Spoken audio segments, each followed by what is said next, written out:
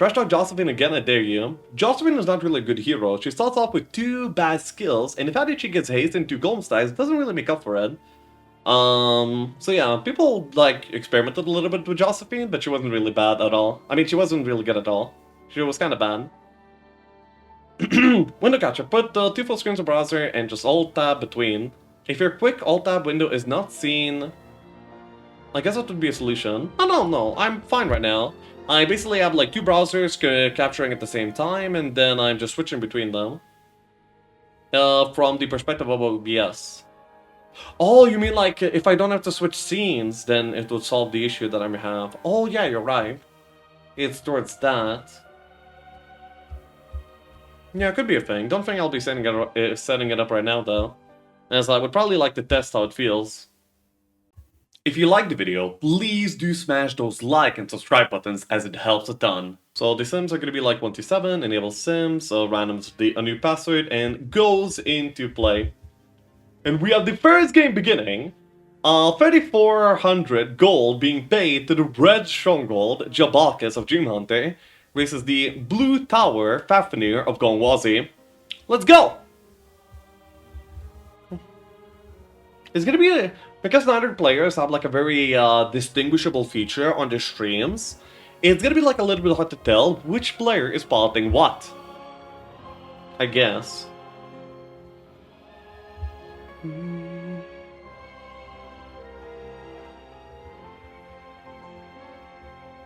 Jabalkis? Yes, they're currently playing the random hero trade in the lower bracket of this tournament, where they end up randoming 2 heroes, and then they're betting for not only the faction, but the hero at the same time.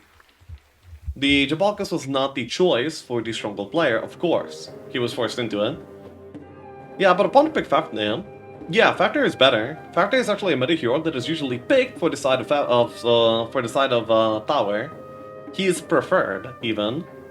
Meanwhile, Jabalkis is certainly not the first choice for Stronghold, in comparison. The interference plus haste, yes, makes wonders for Jabalkis.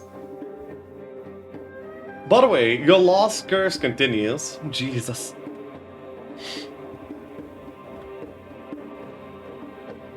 Who's FAFNIR?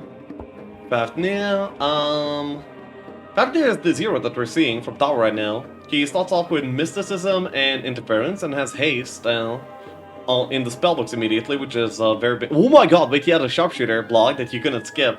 If he didn't reset that, he would have just died. Thankfully for him, he had the eye, so he was able to see that and reset. Dude, having that game go... Wait, I would have been very interested to see that game play out. He probably would have had to sack like almost his entire army to just like unclog that break. Yeah.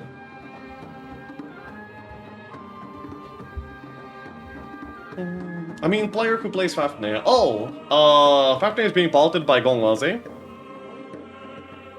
Dreamhunterr, with a more crisp, clear screen, is playing the Jabalkis. And this is the map that we already play, guaranteed. We have Undead Inferno sides. The road... no, that's not a very relevant road, but it's a pretty bad one anyway. For Dreamhunterr.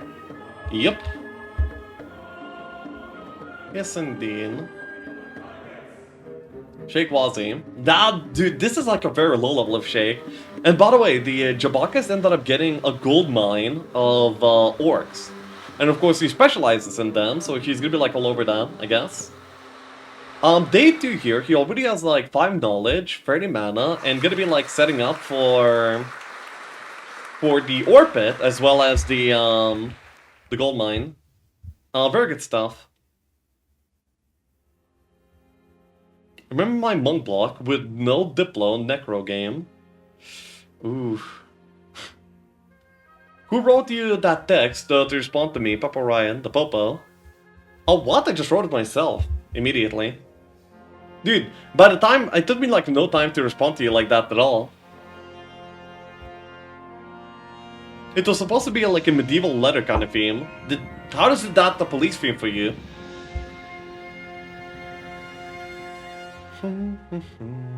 Oh my god, he gets like the mana spring of gods here, and has now 1 other mana to like play with, and he will always have this mana spring next to his down. That's amazing for him. What a start. Gets earth magic, level 2 immediately. Damn. Dreamhunter is already having like what a game here. Amazing for him. Nice. Can somebody say what was the trade? The Javakas here is paid about 4k to, as red versus the blue FAFNIR of Dreamhunter. I mean of Gongwazy. Wait. Gongwazy on the Gongwazy on the FAFNIR and Dreamhunter on the Javakas. Dreamhunter has an amazing game going.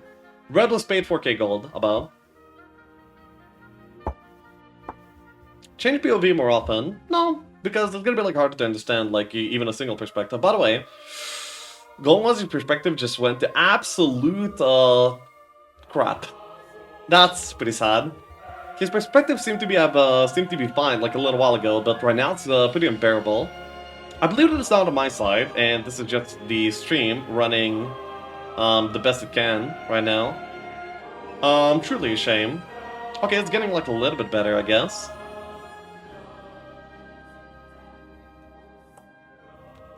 Okay. Oh, logistics was picked up by Gongwazy deal. Has 3 towns, infinite mana, and a pretty good army base, and a good hero. By day 5, Dreamhunter is having the game of his life right now. For now. This all might still change as well, of course. Why is FAFNIR so good? FAFNIR is good because of 2 reasons. He has haste in his spellbook, which is usually a banned spell, so that's like a very big part of it. And he also has interference, which is a banned skill, usually. And interference does quite a bit of work in the mid-game of Duel. And mid-game is usually like the most important part of the game, where you can actually like get a lead if you have a good mid-game, if not even just straight out in the game. So FAFNIR does quite a bit of good work here. Ooh, already a Naga dwelling was picked up by FAFNIR. Also, another, a little bit less, more slight thing for FAFNIR is the fact that he is a Naga specialist. This means that, you know, Nagas on him are going to be like a little bit faster and have like a few more stats, which is, it's not that amazing, but it's relevant. It's relevant. So we can see him like already collecting some of these Naga dwellings. Dude, this is like 0.5 FPS a second. Yes. So he already has like quite a few Nagas here, but he cannot buy them out, otherwise he would not be able to build a Mage Guild in the main. Now, he is actually, he does have mysticism, so he might not even mind that, but we'll see. The Suki Gold might be better kept in his pocket. Refresh Gongstream to fix the lags. Yeah, you see, like, sometimes he's, like, fine. But we can try, I guess.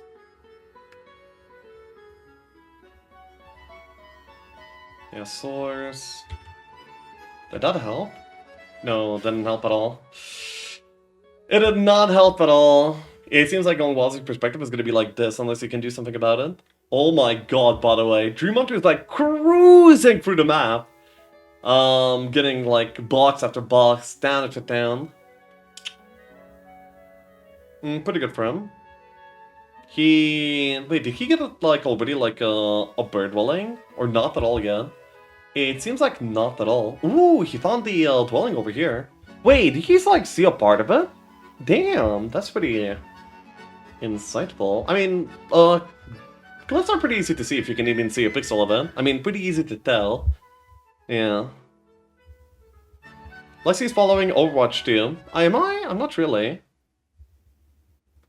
Lexi using Fox browser. Yeah, I mean, it's fine. It's no edge, so...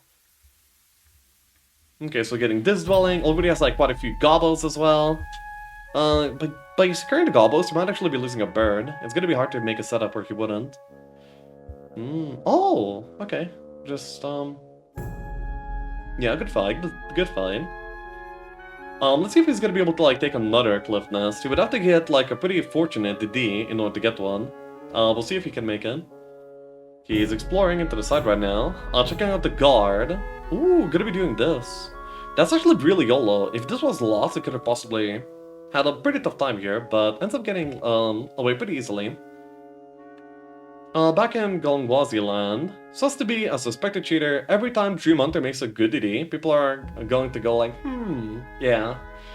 Have to fight against your biases a little when dealing with that. The Almost perspective was fine when there was no changing pixels. When he started playing, there were a lot of info. That's why stream lag. Well, not really, because we saw Gongwazy playing around with Luna, burning some dendrites, yeah. So I don't know when it all went to badness, but still. Dreamhunterr is yours free. Hans Demon. Yep. So it goes. And it beats on how to beat Dolph. Yes, tilt him.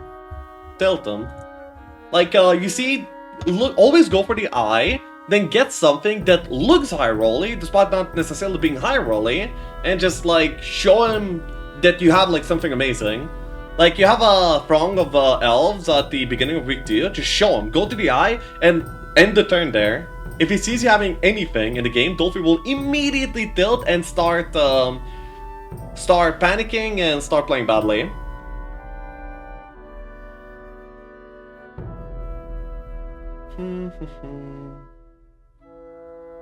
Dolphy is very tilt prone. Dolphy is really good. If he's not tilted, it's gonna be like really hard to compete. By the way, he not only... Dreamhunterr ended up not only building out, double building the rocks, he actually managed to double build citadels even. I never actually saw that early of a citadel investment. That's very interesting. And now he seems to be wanting to bully some dwarves, and he's also utilizing these magic springs to the fullest as well. Pretty good stuff. How's FAFNIR the hero role every match? I wouldn't say it's every match, but wait, FAFNIR was actually picked in the upper bracket. He wasn't like the role. Only in this match was he rolled actually.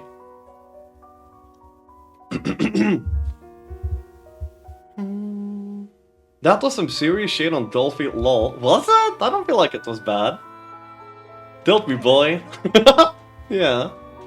What does Jabakas even deal? Jabakas is a pretty good tempo hero. He does a lot of damage with both range attacks and melee attacks because he has both archery and offense, and he's also a barbarian, so he levels up into scouting, logistics pretty easily. Also, schools of magic are pretty likely to happen on him as well, naturally. So yeah, Jabakas is kinda solid, but not really as good as the Shiva, still, in my opinion. Plus 3 all. Wait! Yeah, he just scouted into the Necklace of Celestial Bliss, which is amazing. Really good. Imagining him double mana 100 moves from town. Yeah, it's amazing. That match spring is like completely game winning. And yeah, now he's going for like this region of the map. Well, it just finds the Celestial Neck, and that's really good. Oh yeah, he also has like extra scouting by now too. Wow. He's still missing the air magics, but likely that by the time he fills up the rest of his skills, he's probably going to be getting air magics by that point. Air magic is decently likely for a barbarian, after all. Some people are simply gifted. They are. Advanced air for the FAFNIR. I don't know what the rest of his skill tree looks like for now. Whatever it looks like, it's probably going to be improved by the fact that he just found a university along the way to the Comfy Town, so he might not need to buy out the Magic University just because of this find already. Also has like this max treasury to deal, which will give him quite a bit of XP, quite a bit of gold, and some crystals at the same time. Crystals are pretty important I mean, it's the second most important resource for Tower, but it seems like he has like enough already. Why are you not the king of Duel, my friend? Well, why are you not the king of Twitch chat? You see? Some people are not necessarily meant to be the king of something, and that's okay. Everyone has their role to fill. I'm filling the role of the jester. Well, actually, I was a jester. Well, I just didn't want to call myself a clown, okay?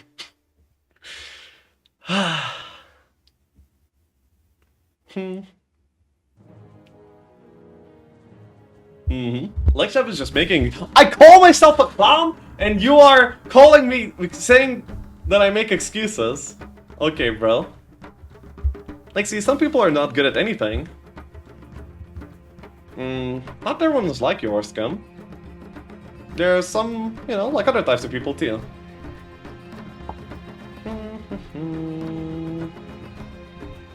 Gremmels, and let's see the university! Aaron Magician! What a god! Yeah! He also has like a scouting, earth, air as his first 3 skills right now. That's amazing. What a good position to be in for Gongwazy here. So both players are having like a pretty good game.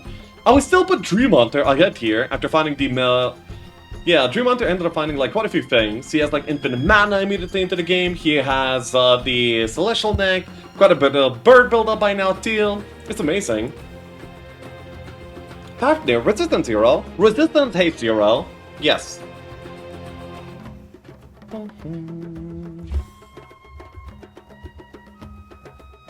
And gonna dress up as Solmir for Halloween. As Solmir, I see. I wish I had my Solmir statue, but that's a whole nother subject.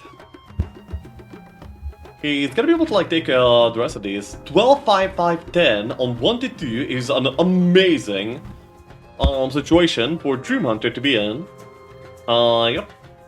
Scholar Hero. Scholar Hero. Yeah. Oh yeah, he's a scholar, not mysticism. I made a mistake when describing him a little while ago. But anyway, yes. From entitled old man to the king of duel, Mr. Dolph Pepper Happy. Yes, Dolphy is already like in top 2 in the King of Duel tournament, by the way. He's waiting in the grand finals for the opponent. The winner of these 2 people are going to be facing Dolphy in the grand finals, by the way. Which hopefully I'll be able to catch and stream as well. But we'll see. Dolphy, are you planning to play tomorrow, by the way? Like, what's the behind the scenes looking like? Yes, ooh. By the way, if my opinion can at all go through and matter, I would love it to if it was like a little bit earlier in the morning.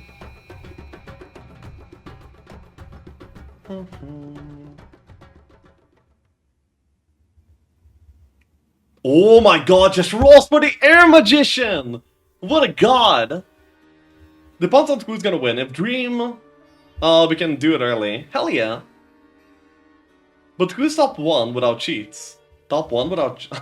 Bruh. Oh my god, you've just found the SOJ as well! What do you mean? SOJ and Celestial Neck in his biome alongside, like, freebie Schools of Magic! What a gamer! He doesn't have a spellbook, by the way, but I guess it doesn't matter. Oh my god. Like, Gong had some decent things going here for him as well, but, like, compared to that, you just can't compete, can you? Damn. By the way, Dolphy was the one to kick out Dreamhunter into the lower bracket, and it seems like Dreamhunter might just be coming back for some vengeance. Ooh, I mean, we'll see. That's a really early call for me, of course, but yeah, we'll see how that goes. Yep. And you goddamn call me a high roller. Just because somebody is rolling higher doesn't mean that you're a high roller too, Fizzy. That's not how it works. Somebody calls me rich, and I'm gonna be like, well, Jeff Bezos exists, so you can never call me that. Nice.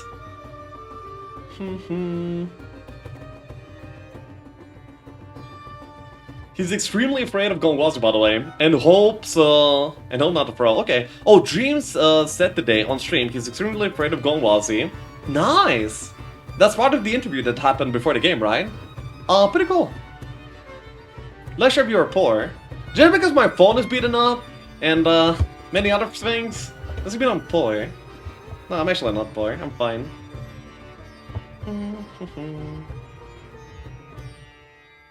Hack versus hack. Currently Gongwazy is definitely behind right now. It's gonna be certainly very interesting.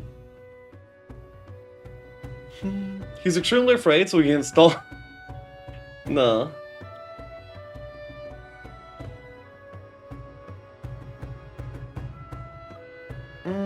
Listen up, poor listen to Pego, perhaps.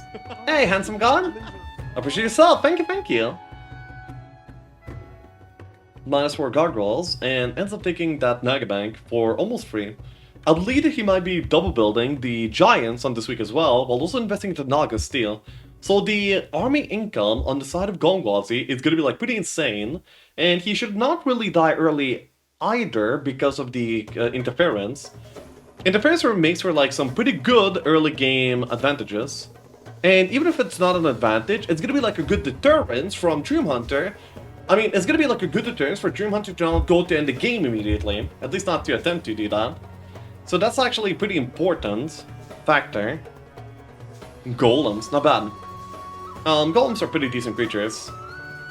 They're good in Utopia, they're good in Finalkas. They're not really the initial army that you want, but when you already have some army, they're a pretty good way to supplement it, you know? It's gonna be like not very bleedful creatures that will like stick there with you for like a while and do some good stuff.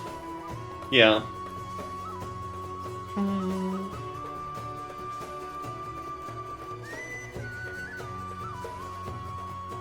Like, yeah, very rich. For the money you get from one sub in Lithuania, you can buy a car. Lamau. Nice. Okay, so he's gonna be flagging the rest of these dwellings too.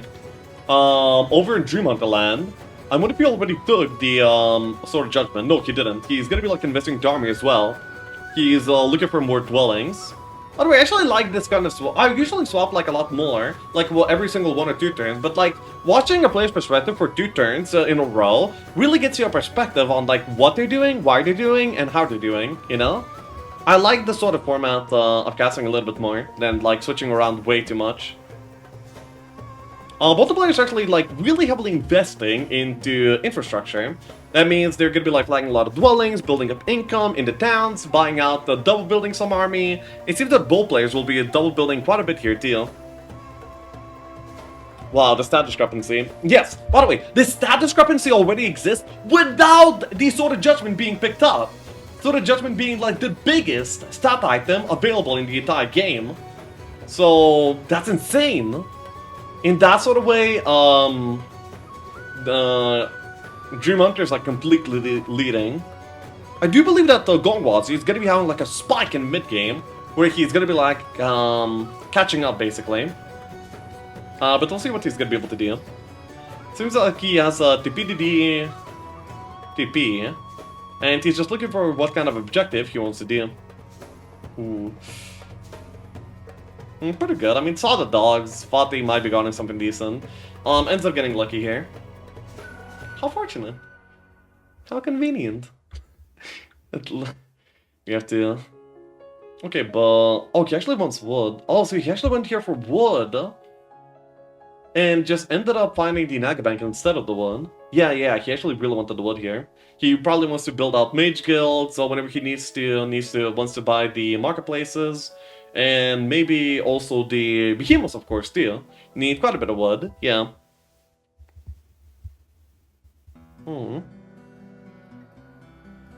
Yes. Dude, he went for the wood! This one was fine. Of all the DDs, this one was fine. He went for the wood, then ended up finding something else. Bird upgrade, and ends up getting himself the Thunderbirds. Probably soon he will be able to go for the Sword of Judgment if he wants to. And made an alternative music kit. Interested? Yes, interested. Buffoon. Bruh, he ain't gonna read it? Oh well. Okay, wait! Damn. Just mental, actually. That's a mage. He's actually still not going for the Sword of Judgment. I guess he wants to have a good enough army to where he wouldn't be bleeding to take it. But I feel like a little bit of bleeding. Oh my god, he actually finds every single dwelling here. Across the 2 coming turns, he should be able to pick all of those up rather easily, and that's gonna be amazing for Dreamhunter. So we know exactly what he's doing over here. I wonder if Gongwazy will be able to like double build the behemoths. Seems like he has a pretty decent route here, going through like a Nagabang, a library, and so on. Yeah. Can I post media file links here? Well, if we post it here, then it's most likely will be missing me. Because I'm not going to be clicking them right now, and I will probably not be able to find it later.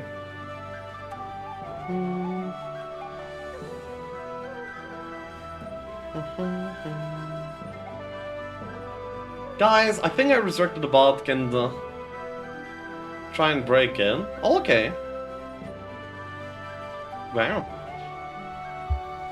That's a lot of That's a lot of gremlins, and also he's not leveling up into his air magic at all. Yeah, he looks at it and he's like, what? He picked it up like quite a few turns ago, got like many levels after he got it, but he just cannot level it up for now. That is pretty unfortunate for him. He definitely wants it at expert ASAP, but he's leveling up into pretty much everything apart from that. Ooh, by the way, that haste, those casts from the genies were the two best casts, like haste and bless. Not bad, not bad.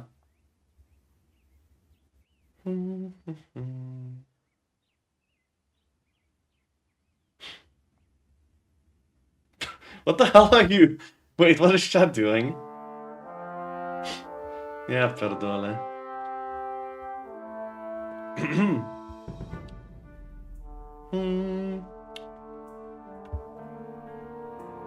Orc Monkey box. Okay, not bad. I mean, it's okay. It's nothing amazing. He's probably looking for dwellings way more than any sort of these objectives. Yeah.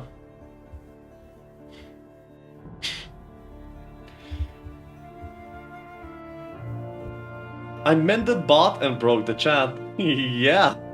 Seems like it.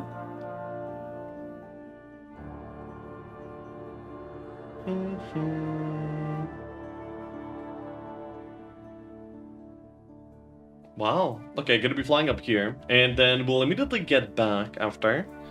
Okay. So wait, I didn't catch how much building did Gongwazy manage to do on the second week here. Whether he'd like at least double build the Nagas, maybe there's like gonna be some giants available to him. I just don't really know. I didn't catch it. So hopefully he's gonna be getting inside one of these towns, and then we can see. Genie's build, Nagas build, okay. Gonna be double build Golden Pavilion, and no giants available quite yet. He also notably has a Naga break on his road, which means that his break is gonna be like really easy, and his road connection to mid is also pretty easy. The connection to mid for Dreamhunterr is quite a bit tougher, so that's actually pretty good. Yeah, that's an advantage towards Dreamhunterr. I mean, towards Gongwazy. Finally, he's getting something. By the way, from Dreamhunterr's perspective, Gongwazy is already breaking. Isn't that what it looks like? I mean, he can probably view air and then see that it's not the case, but still, it looks kind of scary. He has a lot of dogs, but he probably will not upgrade them and end up bleeding them away into, yeah, the SOJ or something. Ooh, finds the library too. SOJ plus library would be like so many sets, it's kind of insane. Do you remember where did you get the fireball on the way home? I believe it was in one of the new tower towns that I ended up capturing. Or maybe in the Troll Kingdom? Not really sure which one. Ogre. Ogra. Okay. Dolphy, Leshab, I was on the call. Could you please recap what happened in the last 30 minutes? I think you're up to date, actually. Oh my god, look at all these stats. But he ended up walking into an Angel Break. The Angel Break could be really tough for DH right now. Wait, would he actually even do this? I believe doing it would be probably a mistake. By the way, he took a retail with 63. Ooh. He took a retail with 63 gobos and lost all of them. Shame, but he's probably going to be reclaiming them from the library right now. So let's see how this break will go. Oh, by the way, did Gongwazy break? No, not yet. He will, and he didn't even get the... No. We're actually up to date with Gongwazy. Let's look at... Oh yeah, it's like one by one. The sims are over, that's why I'm confused. I thought he was playing, but he wasn't. Got it.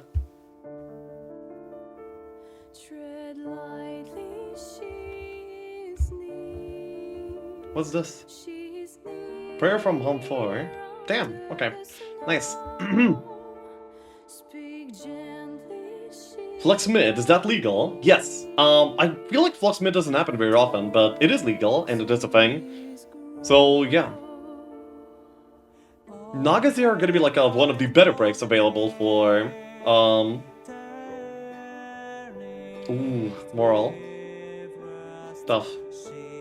Does he have Golden Bow? That was a lot of damage from the gremlins here. That's a good stack of them.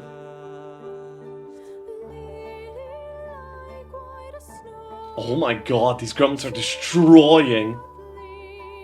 Look at them go.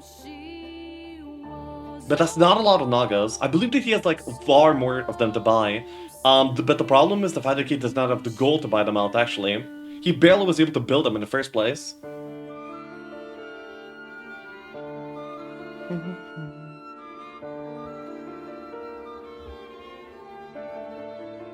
Oh, a haste with a single try.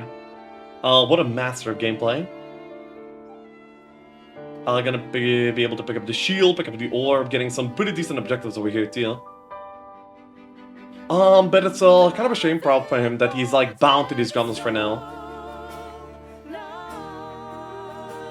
Leadership versus Wisdom ends up taking... Leadership is kind of sad with the Confi mid because the Confi army does not benefit from leadership as much, but he has a lot of Tower army that will benefit from it instead.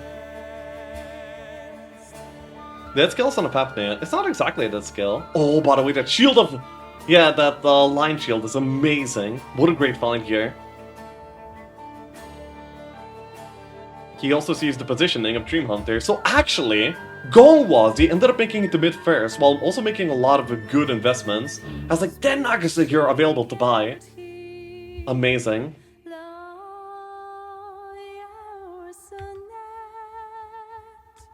All my life buried here. 50 doggos. That's gonna be like even more me. It seems like he does not want... Wait! He still does not have any... He leveled up into Air Magic initially, like so early, but he never actually leveled it up. Yeah, he leveled into it, but then never leveled it up, so it's still at basic. He's not able to use any of these, and his two break options here on this side are Archangels or Angels.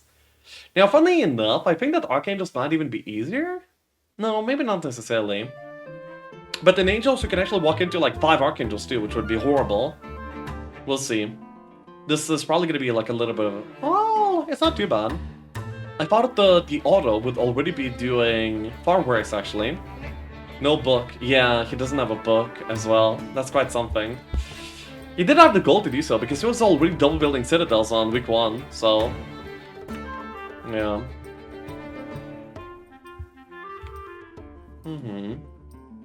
Imagine being this... No, wait, that? Come on. He's clearly not done. So, Dreamhunterr makes it to mid-second despite having the seemingly better position early into the game here. But I didn't notice whether Dreamhunterr made any sort of behemoth investments quite yet. I do believe that he took at least one of the dwellings, but I'm not sure if he built any, so yes. Is this Hack Hunter or Kick W Hunter? Who do you want to win, Dolphy? Who do you want to play against out of these two? I think it's a Mega Roll Hunter. A Pega Hunter. Gong. You want to play against Gong. I see.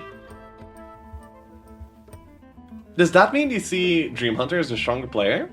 Or is there like any other reasons?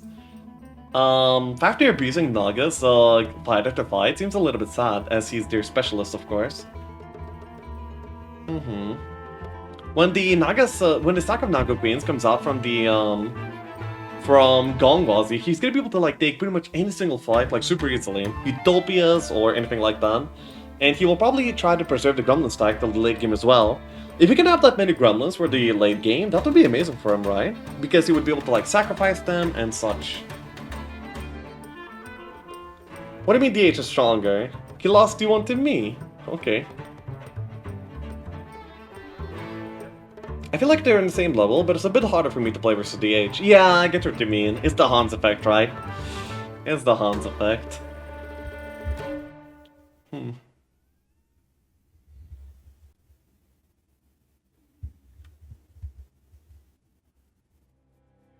Okay.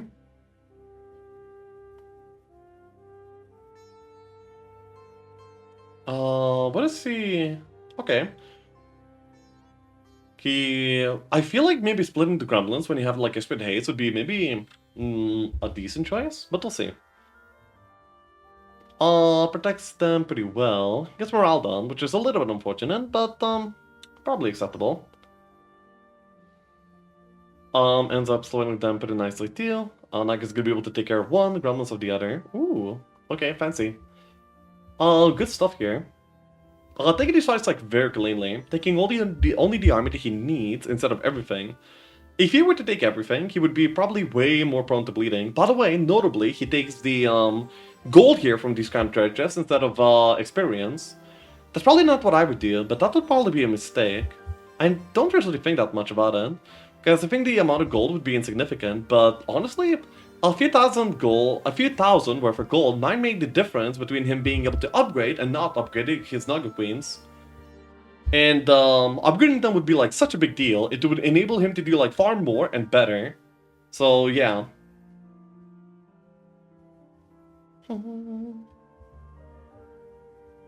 Actually, he built with 6 or 7 dwellings, 35 Nagas chilling in towns. Yes.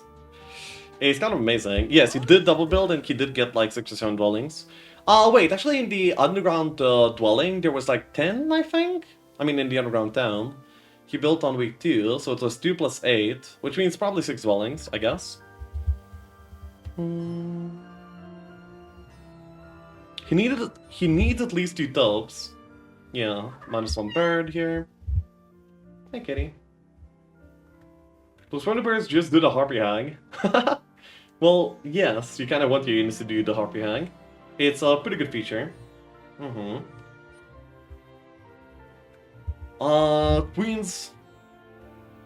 Queen's gonna go out there and slay. Yeah, they most certainly will.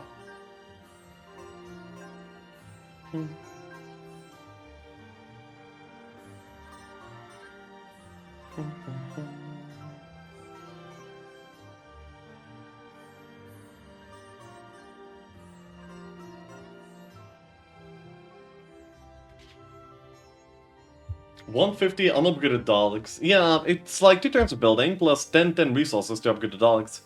It's quite the investment, unless you're like gonna be having them as a proper power stack throughout the game. That's not really an investment you want to make.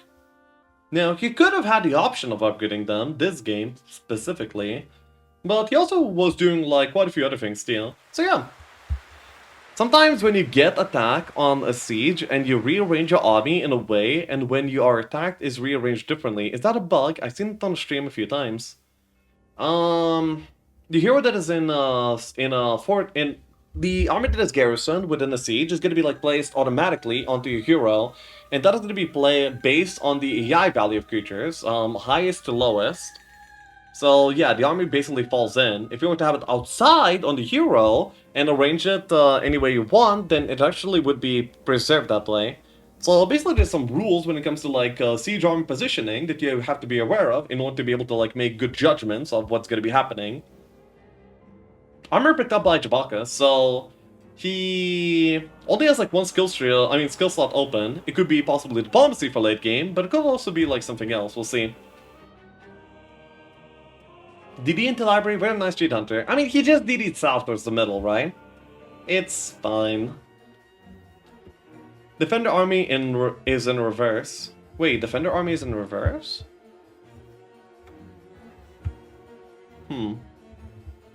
Haven't heard of such a thing, but huh.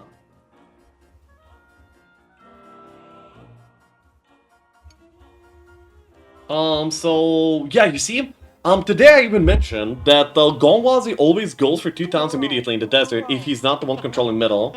So he assumes that he's gonna be not the one controlling middle and immediately gives away the middle town while getting like as many farming options for himself as well by getting the double desert towns.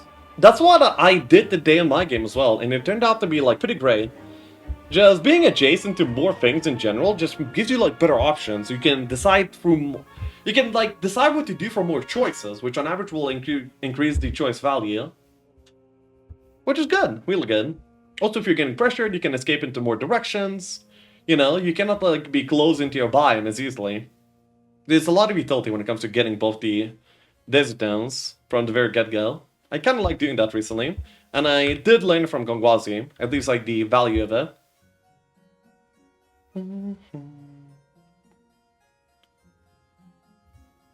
So there's still quite a bit to be learned. Though I did beat Gongwazy pretty handily as well recently. Double Necrocide down. Oh, double Necrocide versus double Inferno, and Conf mid is kind of unfair for late game. Notice it. I don't think it's unfair. I think everything sucks. Conflict kinda sucks. Necros kinda suck. Infernos kinda suck. I don't see what you mean. A single Inferno would be good enough to play Demon Gaming, because the only reason you want the Inferno is gonna be for the sake of upgrading the Pit Lords to Pit Fiends, right? Wait, the opposite, but anyway.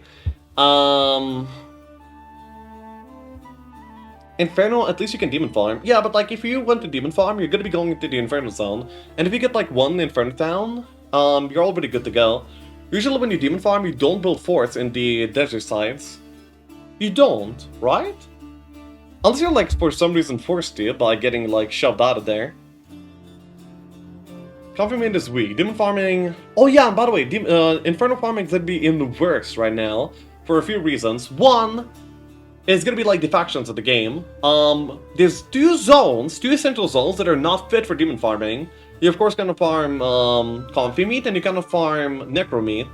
So you're only left with your biome and the Infernal side. That's not enough, probably. Double Necro is not really that good either.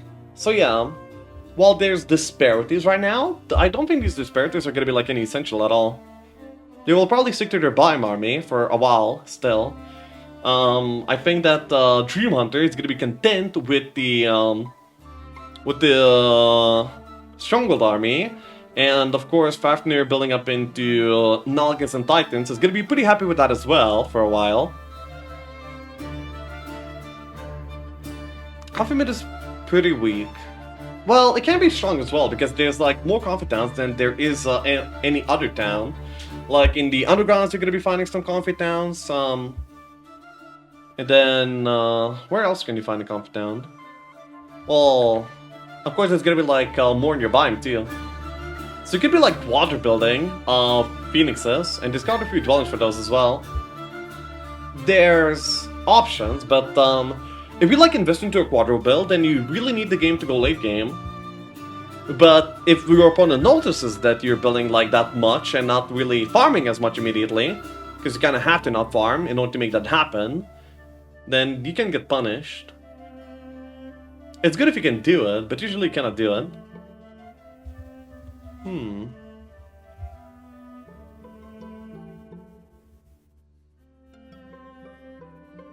Ooh, okay, so as you can see, like, he's going back into the biome and making the army investments. By the way, it's Nagas. Stuck. For some reason, Naga Queens are, like, the units that are stuck the most in the entire game. Always. They're so annoying. They're, like, always permanently stuck. I mean, that's fine, I guess. And he's gonna be going for the Utopia too right now. This Utopia could be huge. I bet he's actually looking for economy. Cornucopium would do a lot of work for him right now. Goose would be kind of good too. Deshkavik, appreciate yourself. Thank you, thank you.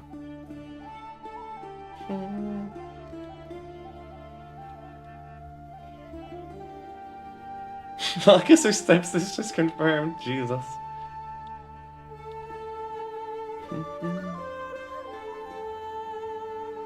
Okay. End up getting a bunch of might. Gladia, Sentinel Shield, and the +4/+4 chest piece. Ended up getting like 3 full might pieces. So that's gonna be like a pretty mighty FAFNIR if he wants it. But then again, he already has a better shield. And the other pieces don't really help his game plan here at all. But using that gold, he's gonna be able to finally like rally all of the Naga Queens, which is an amazing amount of army. And then we'll end up using those Naga Queens to farm up even more Utopias that will then secure the Giant Double Build. Giant Double Build will eventually turn into a bunch of Titans too, which is going to be really, really good for him. Meanwhile, oh my god, wait! Dreamhunterr just randomly found a bird box? Wait, he just found a bird box somewhere. He went back into the biome and found a bird box. Wow, that's fortunate. No? Oh, no. He just bought them from the other town and then upgraded them. He just rallied them. Yeah, he just rallied them from the other town. No, it was 15. 15 always looks like a box, right? That's why I got confused. My bad. And Biome Utopia being done by both the players at roughly the same time. This is a maxi. He's gonna be bleeding some army here. He positioned fine. You can abuse a range unit in a Utopia in order to get the positioning. I mean, in order to get the dragons to focus what you want them to focus. You can do that. Maxi and SOJ. Well, I mean, and the Celestial Neck. What is the Utopia gonna hold? What would you want right now? I bet Airtime and some gas. Oh! Whoa! That was like 4 business slot items from a single Utopia? Damn. That's pretty good. Yeah, that's pretty good. Alright. This gold will also enable the double building to be happening very easily. And he's gonna be... Oh, he's actually double building Cyclops even. Interesting. He will definitely build out the Behemoths too, I believe. Yeah. Already has Nick. Well, yeah, still. It's a pretty good Utopia, yeah. How do you know Utopia or something like that is Maxime? You can tell between the 3 different sizes. I mean, there's 4 sizes of Utopias, you can tell 3 variants of it. If the Utopia has several black dragons, you immediately know it's Maxime. Therefore, if the Utopia shows lots below, if it's not like several and it shows lots on the panel below, then it knows that tier 3 exactly. If it shows a pack of dragons, one hovering over it, then it's always going to be a tier 1 or a tier 2. You cannot tell between a tier 1 and a tier 2 before entering it. Oh, a Firebird box! And a Nirtom here immediately for Gongwazy too. And this army, I mean, these Naga Queens are so good right now. Wow. Yeah, look at them, just like slicing for everything like butter. Amazing. Do you think anyone will get mid month 1? Yes, also a library. How convenient.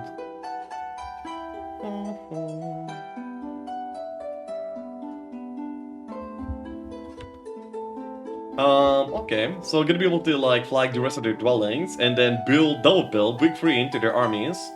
While securing like a little bit of desert too. Notices that it's... Oh wait, it was worth to go to the watering place. You would have gained 60 moves, right?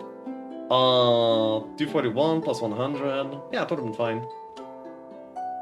But that doesn't really matter.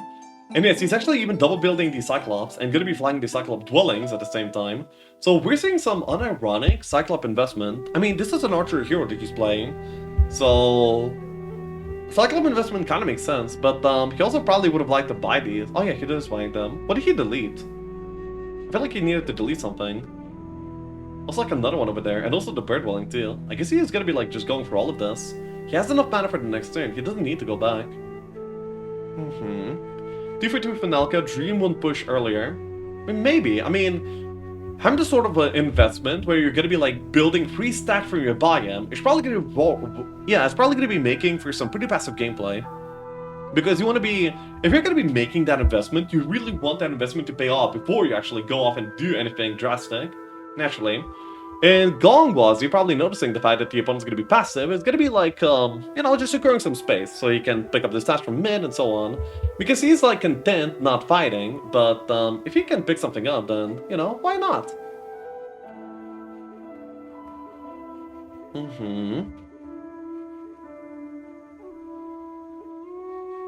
The Donger is literally... You mean Gong? Yeah, Gong of course, because Dreamhunterr is giving it away for free. Lexi-senpai. Hey, Marcus!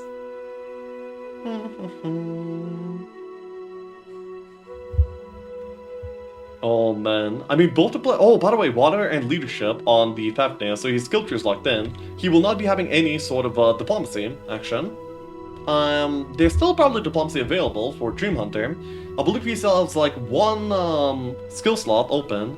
And by the way, picks up the bowstring here too. He might actually want to go Wisdom. Wisdom would enable him to... By the way, that's a lot of dwellings. Anyway, Wisdom would enable Dreamhunterr to go full Bow of the Sharpshooter. Because the problem with Bow of the Sharpshooter is that it takes up a lot of miscellaneous slots that you want to use for other purposes. That is going to be your casting, your orbs, and so on. But if you have Wisdom, you can actually open up these slots, and then you can use them for spicy stuff like Bow of the Sharpshooter instead. Archery Wisdom with a ranged power stack is very powerful, really good. Does any of them have equal items? No, I don't believe either of them has any equal items quite yet. No Goose, no Cornucopia. Here come Red Army. Yep. This game doesn't go to 2-1-1 noobs. Who do you think pushes? I guess you believe, Fizzy, I guess what you believe is that the Dreamhunterr collects all the army at the beginning of the new week and pushes mid, and that Gongwazy defends, right? That is the prediction. True, interference is way early, but he didn't find SOJ and Helmet yet, so DH has better stats, so I don't think he will push.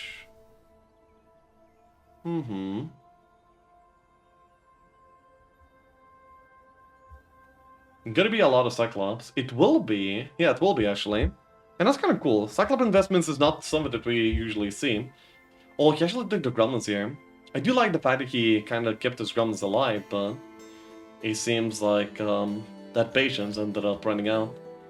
He also plays with no battle key. I also used to play like without the battle key for a while, but I ended up converting at some point. Hey, Mastakana? 237 or 242 Finalka. Wait, didn't you like predict this? Oh no, wait, the Fizzy predicted the other thing. Okay.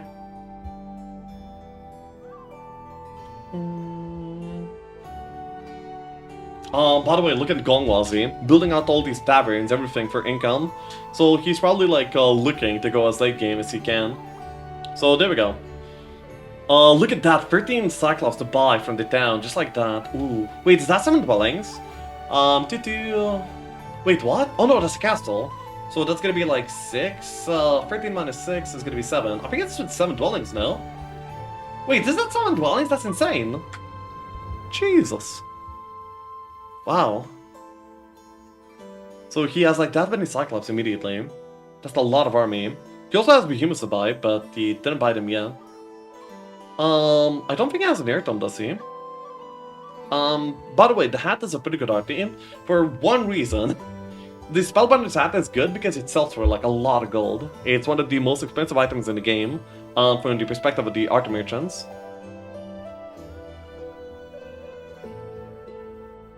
He already had 2 in it to start with. Yeah, 2, so that's 11. So he gained 11 in a week, which means that 2 of them were natural growth, 2 of them were castle. So that leaves 7 that were gained through the dwellings, no? That's my calculation.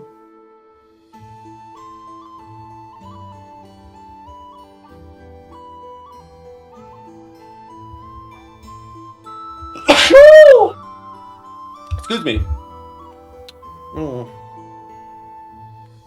No, I actually think Donger is going to push into DH's buy-in, 147 or maybe even 146.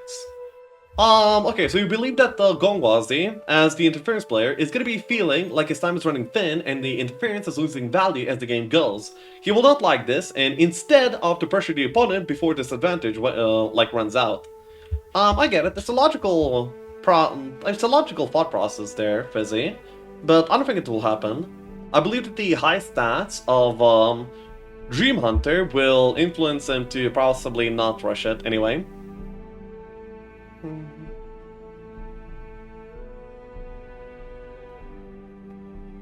Bless you. Thank you. It's what I said. Well, yeah. So? Like if I said it, you can't say it.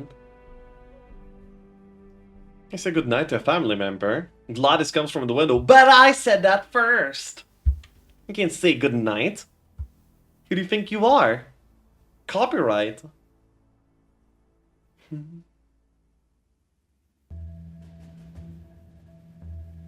Oh, okay, AFK match.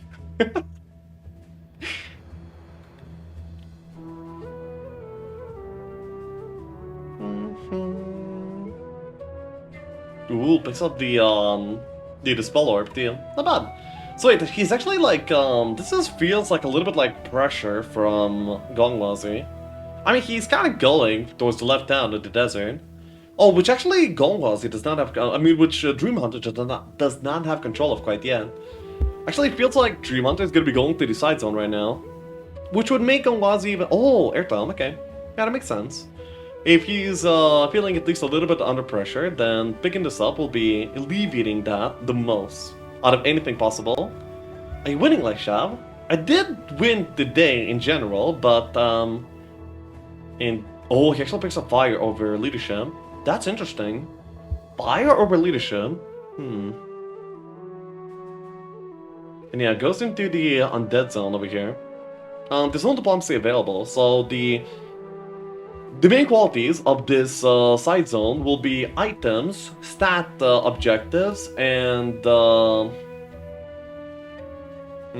utopias, I guess. Also denying the opponent the possibility of these is also maybe decent. Could go into the bunker and try to... the bunker would possibly allow him to get maybe like an Acer Dragon for utility. Speed priority, fear, and so on. Wait, oops.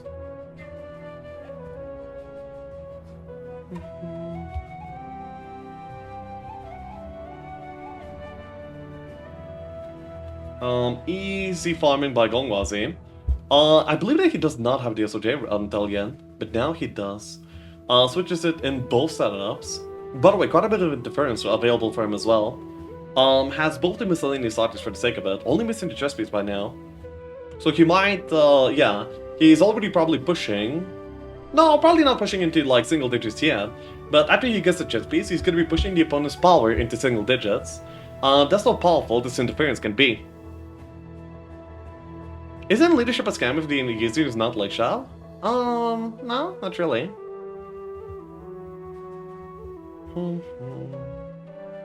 DH not show more power, but he's going against FAFNIR anyway.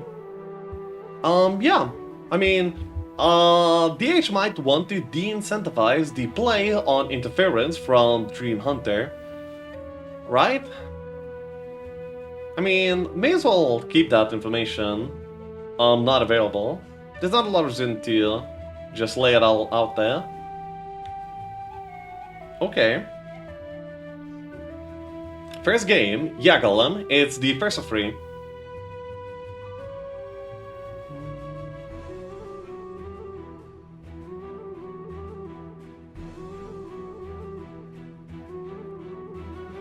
Wouldn't Cheat Hunter make more sense? Nah.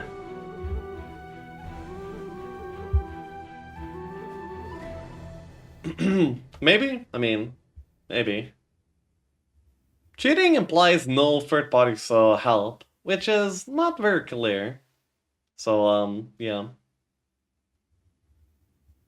Cheating would be skipping the break. Hacking would be using third-party software to be able to see information that you otherwise would not be able to see, right? Something like that.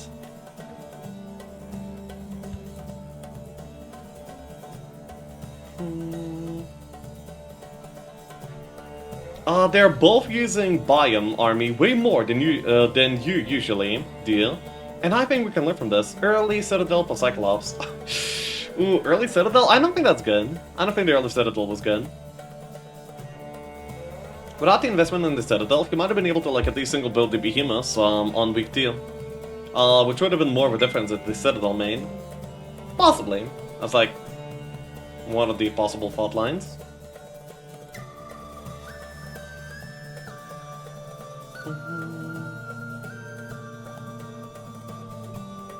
And yeah, the fact that he's Jabalkas with immediate archery also makes seems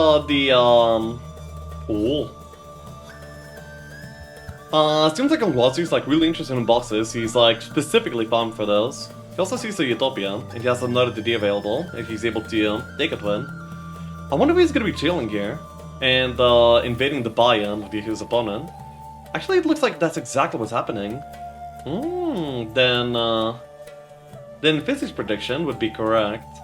Interesting. Is it happening? It seems like it is. Okay. So now Dreamhunterr should be able to see it, and then he's gonna be needing to make a response. Advanced Fire already. I'm not sure if he has a Fire book yet. I didn't notice whether he has one. A Fire book could be pretty annoying. These Nagas hitting his own army would be pretty threatening. The Nagas are one of the worst units to berserk because they don't get retaliated on, and whenever you're berserking, you want both the initial hit and the retaliation to be doing quite a bit of work for you. Yeah, these liches are just in the way for him to get the attack. Oh no, goes through the defense. Okay. Other way around. Oh. I think hacking is a subcategory of cheating since it's not playing within the rules. Okay. Perhaps. Yeah, but I mean, hacking can only happen within the confines of a software. Meanwhile, cheating can happen within the confines of any single game possible, right?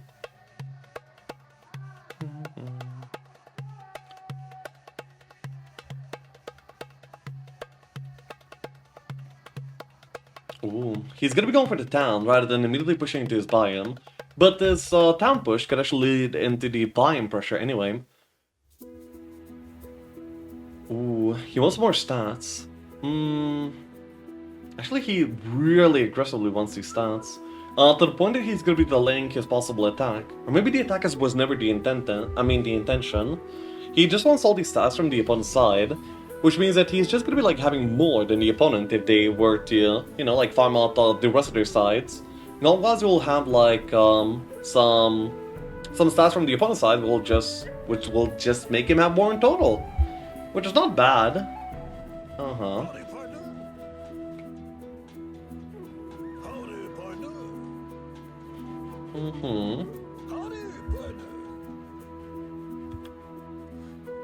There we go. Even Orcs are being upgraded, and he still has like a bunch of Orcs too. I would like to see a Golden Ball with Orcs and Jabakis in late game with these Orcs. That would be pretty good. That'd be amazing. Yeah. You mean you don't hack the simulation? Huh?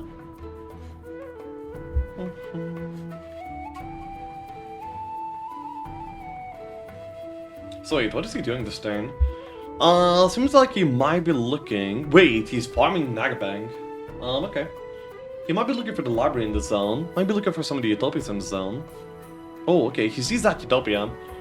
This Utopia is pretty crucial for a pretty big reason, and that's because it's reachable for Gongwazy, and he probably doesn't want Gongwazy to take it whatsoever. Oh my god, both the Utopias are Gongwazy favored in this side zone. That's kinda... that's kinda silly. Yeah. How can he TP that far? TP is town portal. You can town portal to any town in the game. And if you mean Dimension Door, I mean, Dimension Door just adds a certain range and you can go for that range. Stumbles upon 2 Utopias. Well, yeah, because he farmed I mean, there's 2 Utopias in every single side zone.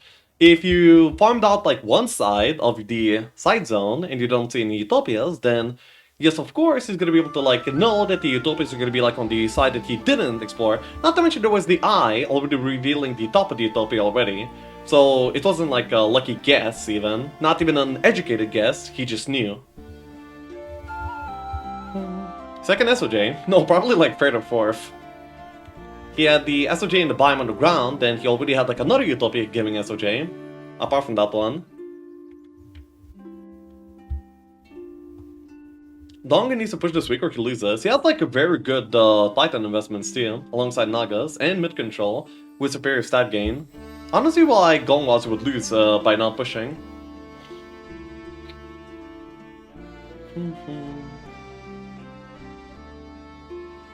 Not to mention there's only water on one of the players and that is not Dreamhunterr either. Wait, what was the last skill for... Oh yeah, it was Fire. Yeah, I remember now. Fire Magician on the Dreamhunterr. Okay. 21? Wow. That's a fine. Pain. Oof, pain. Stop the pain. Haste here would actually get him to magic speed. The Nagas and the Haspes. That means he would be able to... Yeah. Phoenixes. Well, yeah, you would expect like an up tier 7 here. Or maybe like an up tier 7. The value is like very similar. I'm pretty sure that an up tier 7 is a higher value than the up tier 7. For example, Giants versus Titans.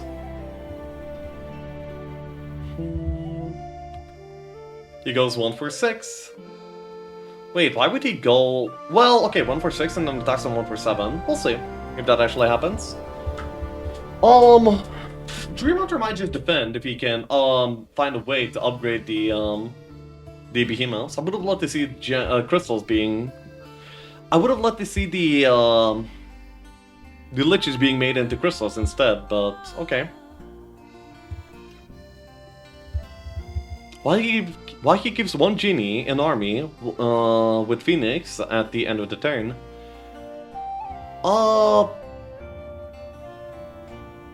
You're saying why he makes tracks with a genie instead of Phoenix? Is that what you mean? I mean, speed 11 is where the speed bonus is capped, so 11 or 21 is the same from the perspective of being fast. And he just doesn't have a spot to put his genie into. He would need to delete it or keep it here.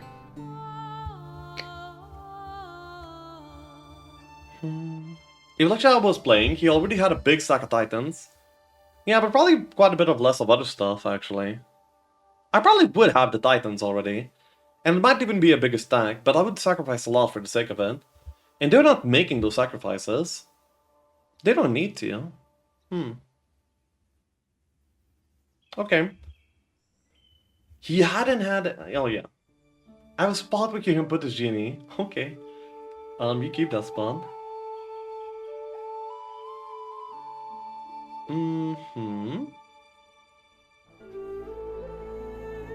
How would you throw this game if you were Donger?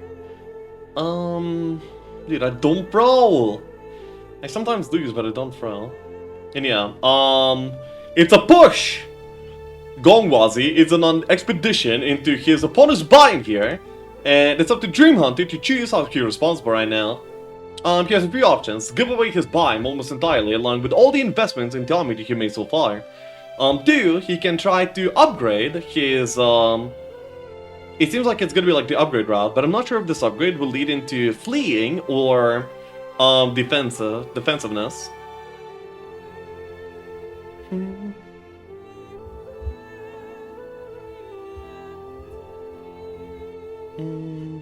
Gong's a beast. He is, he is.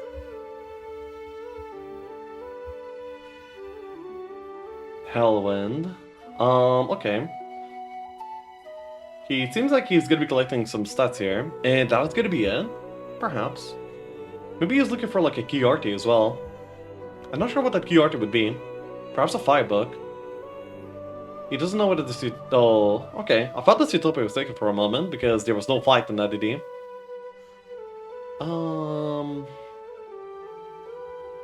He doesn't have a lot of time to set up a defense here properly.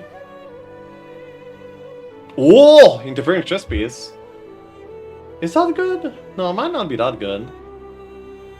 Yeah, I'm not sure if that Utopia had anything. Okay.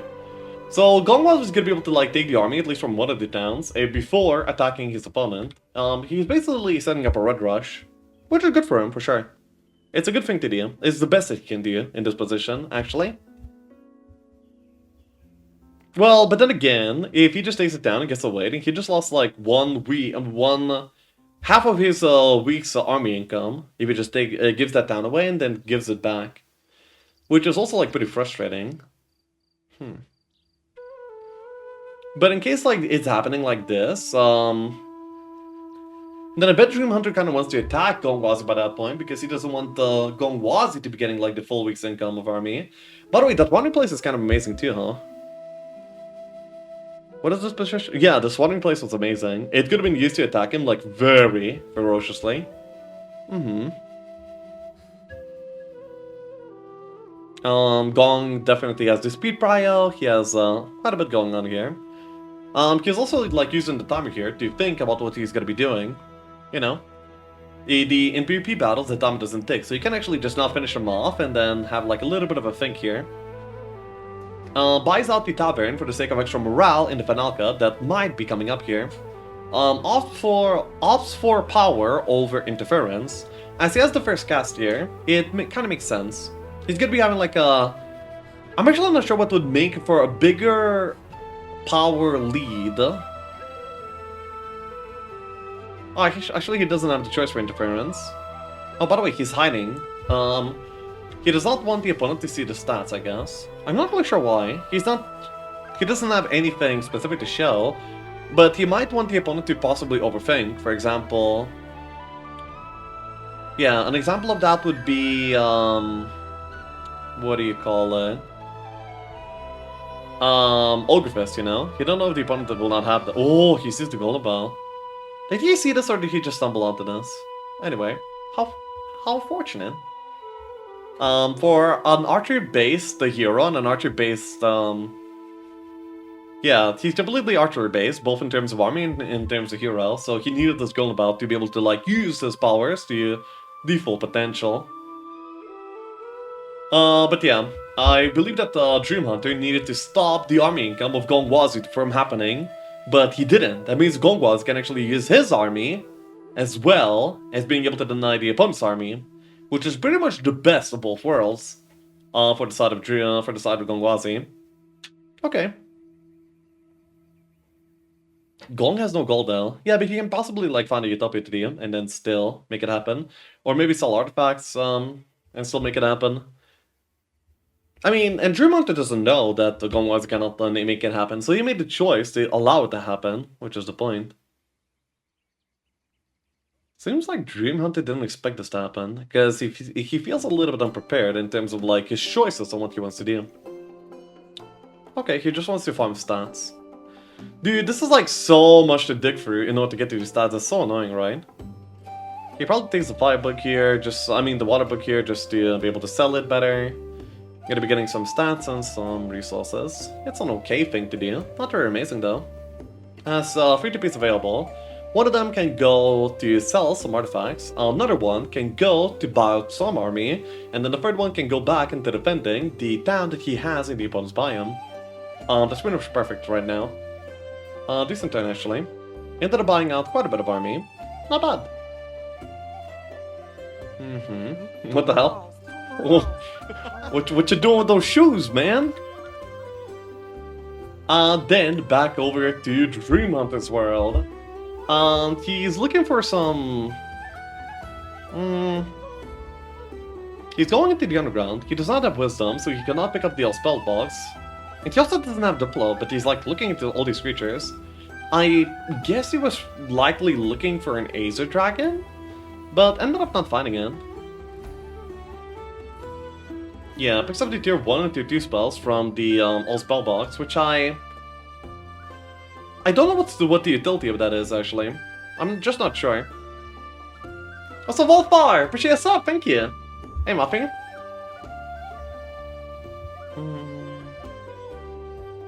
Why is he taking defense against Behemoths?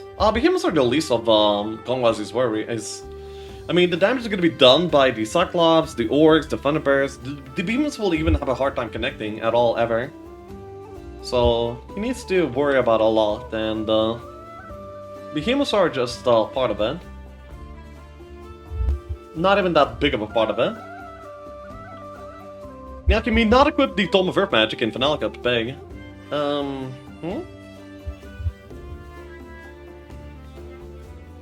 He sees the army of Jabalkas fully.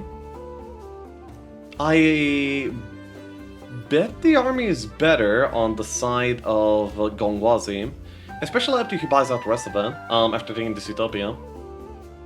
Which you should be able to do without any sort of problems. You're gonna be able to pick up a Firebook, probably for the sake of selling. Or maybe he would like equip it. He probably wants to have the option to equip it if he ever wants it, at the very least.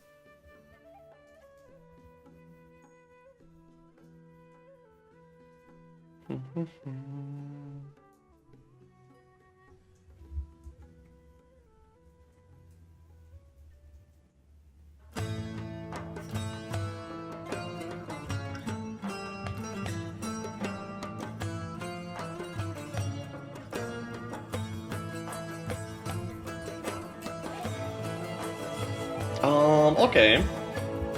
Our Nagas busted. I wouldn't call them busted, but they're pretty busted.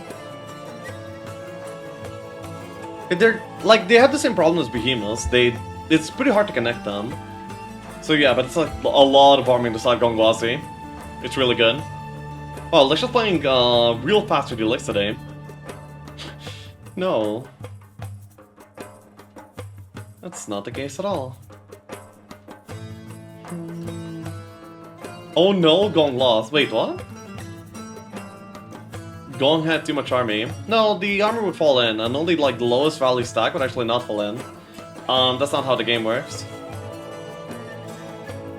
He would be fighting with only phoenixes. Nope, that would not happen.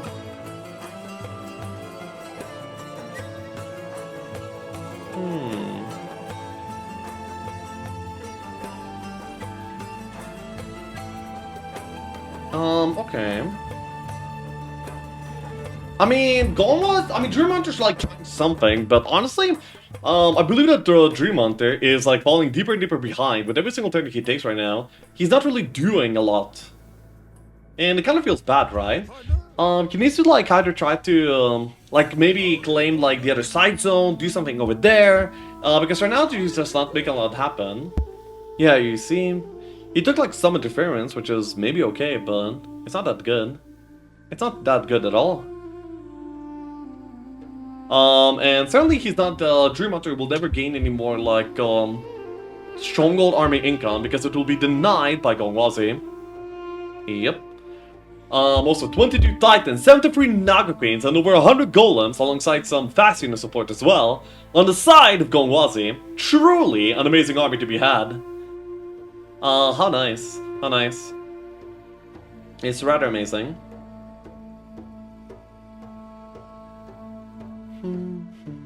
Oh, another library found by Gong, so he's gonna be able to like get all those juicy stats. But it's kind of unfortunate because he's not gonna be able to pick it up on this turn. He would have to let go of the stronghold town that he's holding on to for a while, but it seems like that will not be an option for him at all, and he will rather skip out on the library for now rather than do that. By the way, he's actually using the slave market's pretty well to his own benefit here. I mean, the Freelancers Guild. Would you say Dreamhunter missed his opportunity to win because of lack in tempo? Maybe. I believe that the best opportunity for Dreamhunter to fight would have been at the beginning of the week with a Red Rush. It would have been kind of a half Red Rush because he doesn't get like the entirety of the army from week 1. But still, that was like the best army ratio he could have had in a long time. But I guess he felt like he wasn't ready at that point. So maybe getting ready by that point would have been a priority. Because, I mean, if Fizzy can see it happening, Fizzy saw it happening, like, from a mile away. He had, like, a pretty good understanding of the game and, like, what the players are thinking. If that thinking can happen, I mean, can be there from a player outside the game, then a player playing the game should be even more aware of it. And maybe should have prepared better. So, yeah. It seems to have been an obvious timing to look out for. Imagine letting plus 10 Titans and 20 Nagas. Yeah.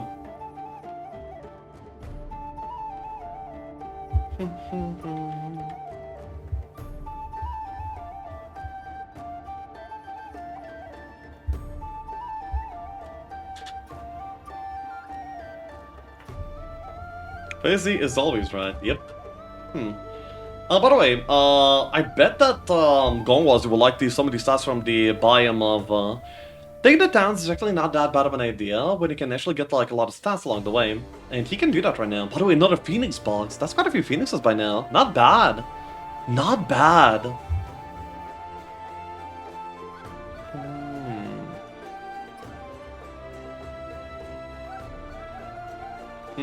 The Utopia is giving the gold so he can actually afford all of his army. It's gonna be like pretty important too. The game is actually very interactive. I like that. That many ancient behemoths, but that's still like not a problem. The Nagas are doing like a very high amount of damage. That's kind of insane.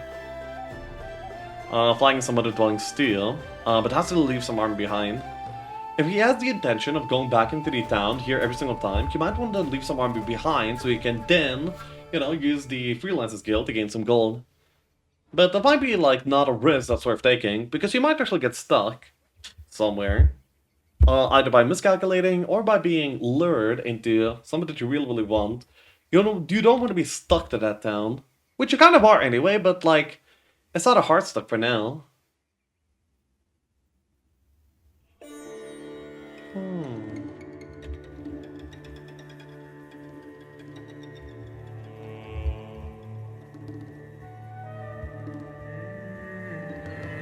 Divinity Teal? Nope, not quite. It's a bit to get the second Stronghold Town for Gong. The second Stronghold Town doesn't provide anything until the beginning of the next week, and by the beginning of the next week, Gongwazy will do that. He will not allow he will not allow Dreamhunter to gain another batch of army from the Stronghold Town, naturally, but until he's close to it, there's no rush. By the way, Gongwazy might be having a turn where he can actually attack Dreamhunter. And now he's actually like thinking whether he wants to do this or not. Because he controls most of the army in camp towns, and the Stronghold player usually likes to fight outside the walls more, this might be a trap. And Gongwazy is like, am I gonna bite this bullet? He's not sure. I'm not sure either. I believe that maybe waiting would be better. Yeah, okay, yeah, he's gonna be like getting it down by now. That makes sense. He's gonna be able to get some stats along the way too, which is pretty nice. Yes, he's this godly magic springs. He's probably like a little bit disgusted about it. I mean, I know I would be. Knowledge, the worst of the 3 possible primary skills right now.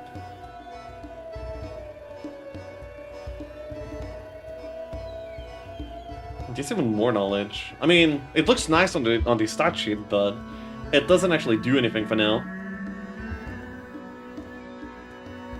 1 power, 2 knowledge, and a town. That is the turn for Gongwazy, but that's an understatement because that town matters a lot. That is the town where most of Dreamhunter's army resides. I mean, army income resides.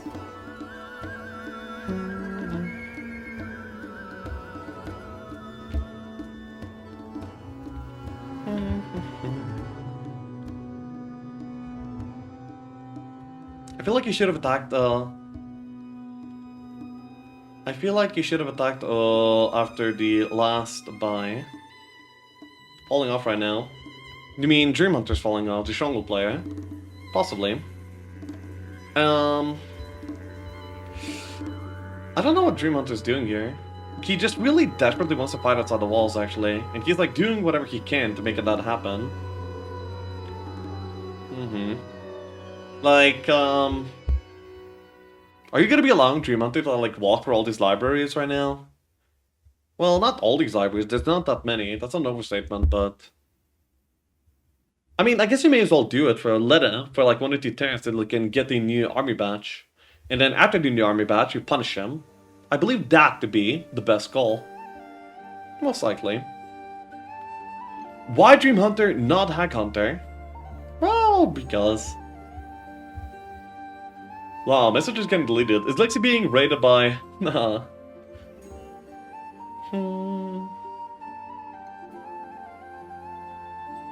Let's see.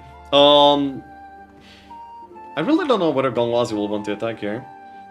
He's buying out this army with the intention of probably leaving the stand and defending in mid. I don't really imagine why else you would like click these buttons. Oh, okay, he's gonna be able to take the library here too, so he's gonna be matching him. At the very... Well, no, not really matching, because there's gonna be like more stats than the Dreamhunter will be able to take, but at least it's not like as much of a downside. Meanwhile, time passing is way better for Dreamhunter than it is... I mean, for Gongwazy than it is for Dreamhunter. You see, because the army gain per week is only there on the side of Gongwazy, the tower player. So, long term, this FAFNIR wins out. Short term, Dreamhunter might be able to like make some progress. Yeah.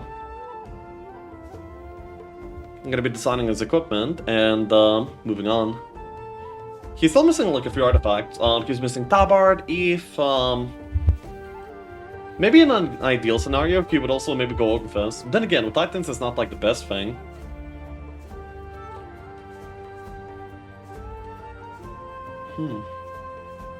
Finds a library. Collecting power for... Yeah, like, collecting power for this Jabakis is also like kind of, fool's errand. Because power against the FAFNIR, it's not really gonna stick. Yeah, just not really gonna stick. I mean, but like, what a better choice does he have here in this position? He's probably gonna be like resting in the Necro Town or in the Inferno Town over here. Either one of these options would be fine. I can't imagine him staying here. It probably would not be... He can stay here for like one more turn, basically. Yeah, I can't imagine him... Okay, no, he goes back, okay.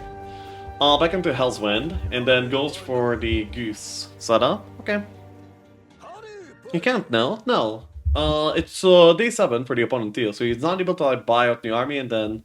I mean, the purpose of what the Dreamhunterr is doing right now is to fight outside walls. He does not like walls right now, I believe, because he wants his behemoths and ogres to be able to do something. They can't do something if there's walls in between them and some other units. I believe that to be the dynamics. I don't know the Warzone. Do you play that? I do not, Harry. And good luck with that. Okay, he's actually looking for a big Mana Vortex. Okay, decent. Wait, did he DD there? I believe that was more moves than just walking. No, he saved 41 moves. Yeah, he saved 41 moves. No, he did use moves. It's literally just one step to get the one step away. Wow. Game is lost. One should just, one should right now just dab GG, but who?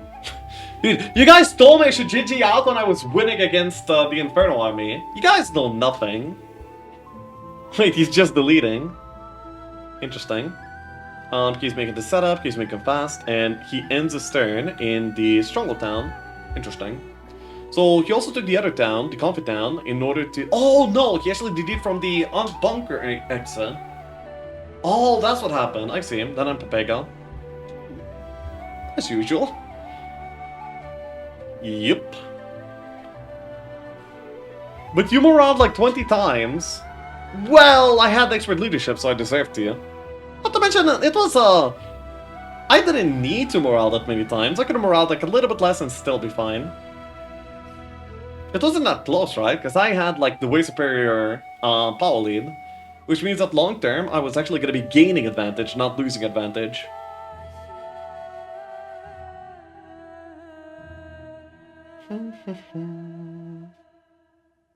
What up, it's just so fun. Best of 3 or best of 5? Best of 3, I believe. Oh, okay, so the Penalk is happening before the new army buy of, yeah, so, Dreamhunterr will not allow, Gongwazy to buy out a new week's army, and he's gonna be attacking before that happens. He has the Stronghold army here, a pretty big one actually, attacking into the Tower army of Gongwazy.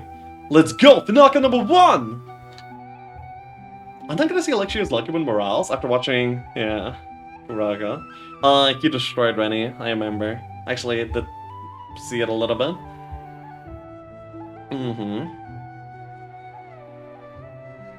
Wow. Okay, so wait! That's so wow! What I'm confused, what I'm really amazed about right now is the fact that the power of FAFNIR is getting interfered with more than the power of Jabakas. That is kind of amazing. The might stats are in the advantage of Gongwazy's tower, but the casting stats are actually in the advantage of Jabakas. It's pretty much exactly the opposite of what you would actually expect. Okay. So what are Gongwazy's options for casting right now? But why he didn't defend his zone when Gong was pushing?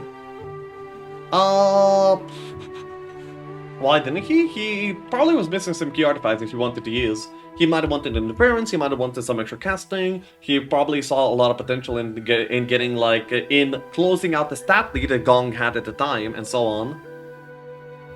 there's a lot that comes into these decisions, and it's pretty hard to like just summarize it immediately.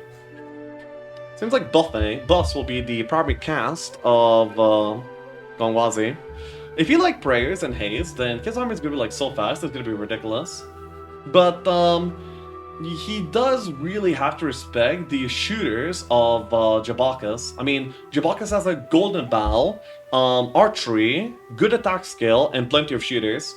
That will make for some high damage. Is there a golden bow on the side of Gongwazy? Actually, I'm not. No, there's not. That's a shame. He's losing 50% of his damage off of the Titans. Just like that.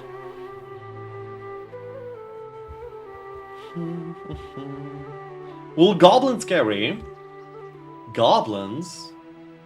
Wait, there's no goblins in this fight. Do you mean orcs? Okay, so the orcs are halved immediately by the menacing shot of the Titani. He gets blessed and air shielded! That air shield is massive! Wow! It's not protection from air, but the... Wait, he already... No, he didn't cast it yet. But yeah, the air shield is pretty good. It's pretty good.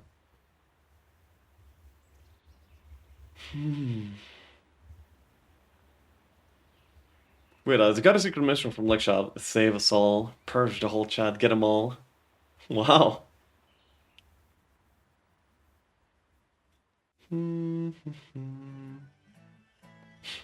Chisel. That's very obviously Google translated, but nice sentiment anyway. Thank you.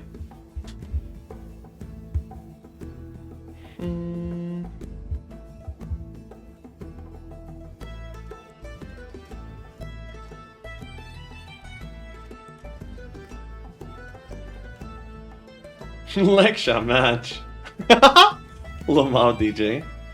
Okay, so the chain comes out. Wait, what was the primary target of the chain? Was it Naga Queens or the Titani? I cannot see the Titani count right now, so it's pretty hard for me to tell. Based on the damage, there's no Elixir present right now. Nagas, okay. Still mad. Dude, my chat was, by the way, DJ, my chat was telling me to GG out. Just GG out, why are you even playing this game? You see how much arm he has? Like, why are you even playing, like, Shield? And I told him, I'll GG out later, but I didn't. Uh-huh.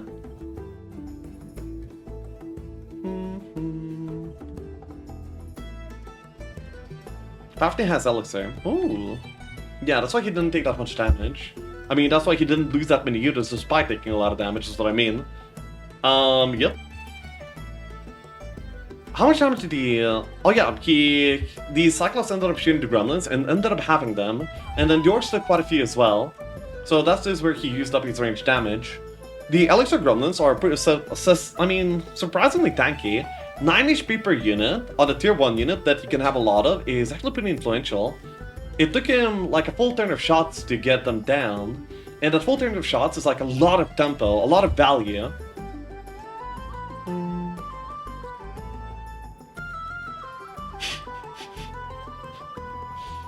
Stop, guys.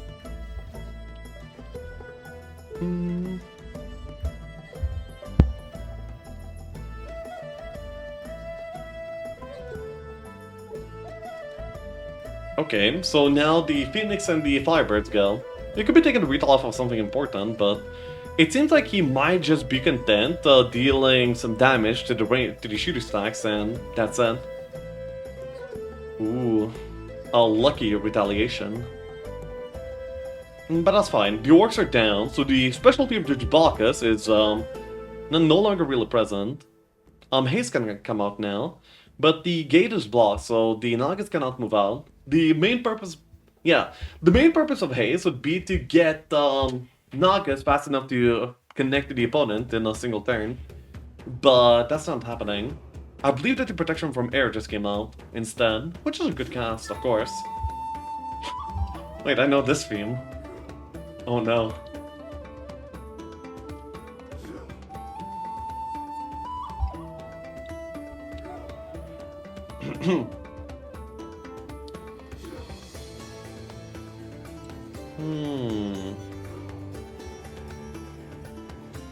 Naruto Kappa, except no Kappa.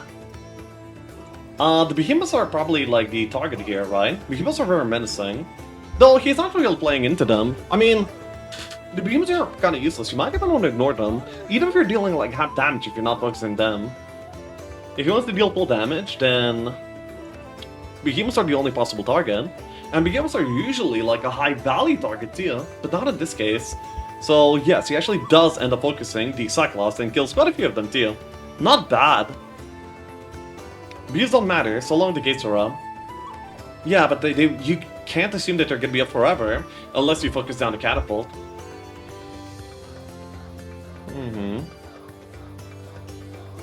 Who must GG out? Why do you want somebody to GG out? Why do you don't want the match to be settled? Fav has 750 mana, but only 17 power, so what to do with that mana? Well, if it comes down to like very low armies, you can still summon like 6 to 8 elementals per cast. But more than that, you just want to buff. He wants to buff. He has the anti-dispel arty, and he wants to stack up a lot of buffs. Currently, he already has prayer and petition for mare. Haste, shield, maybe earth protection if there's meteor shower in play. Maybe even air shield would all be like pretty proper options here.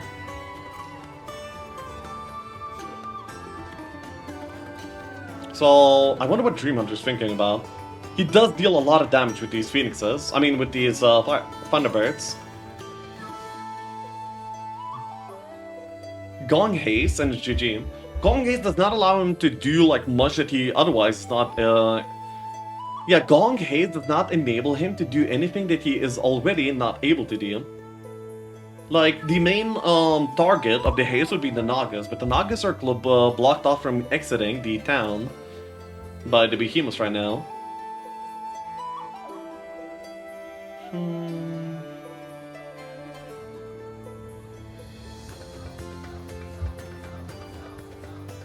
Well, I can lower power, but not knowledge.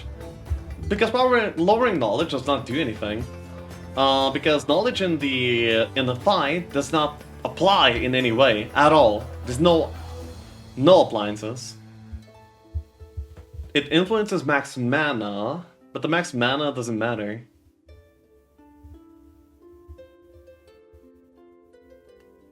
Would be fun to turn a hero into a Pepega though. Okay. No, like she was wrong. I'm not wrong.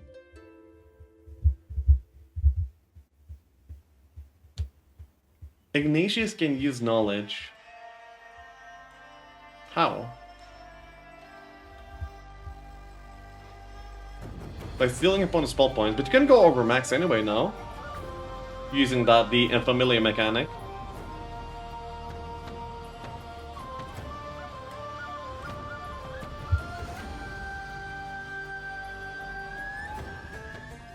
There's actually not that many sacks left for... yeah, Dreamhunter's like probably slowly losing this, but Thunderbirds didn't get their debut yet. They haven't like attacked them quite yet. These Thunderbirds need to do a lot of work if he ever wants to win here. But the fact that the FAFNIR is even mightier is like the scary part. It most definitely is.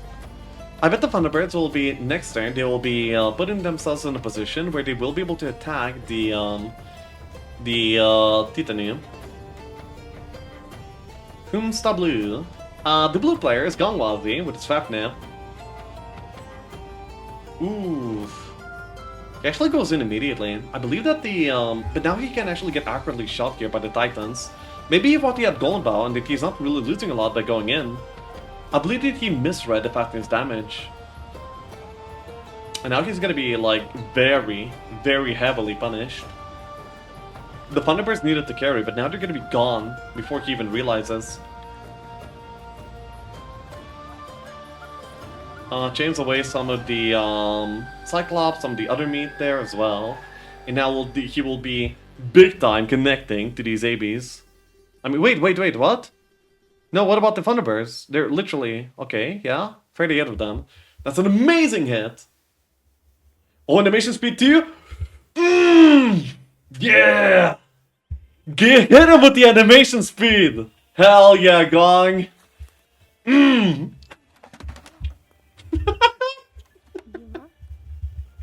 Wow.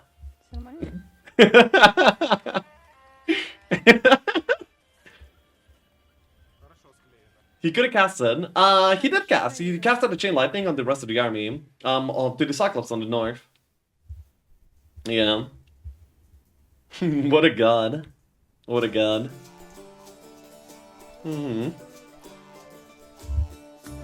Protection from Make comes out, and the Thunderbirds end up retreating.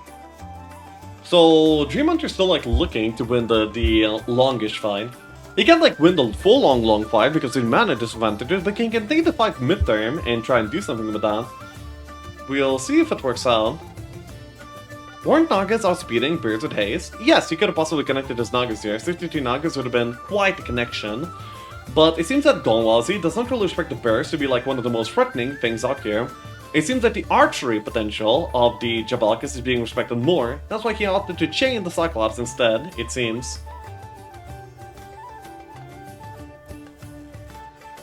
How he handles the Nagas? Well, in my opinion, oh my god! No anti-dispel lore from the side of Dreamhunter. I bet this is GG. Wait, what kind of buffs did he dispel? He dispelled the protection from air. Did he dispel anything else? Was there any other buff? I don't believe there was more buffs there. Oh my god, the moral! All the BBs are gone. Yeah, Dreamhunter should probably be tapping in. Like, even if the Nagas didn't exist, he's already losing. But with the Nagas present there too, I don't believe there's anything he can do. He dispelled the hull, yeah. Absolutely extinguished by the FAFNIR here. I'm pretty surprised by how well the Jabalkis performed, by the way. But the FAFNIR timing is one hell of a timing here.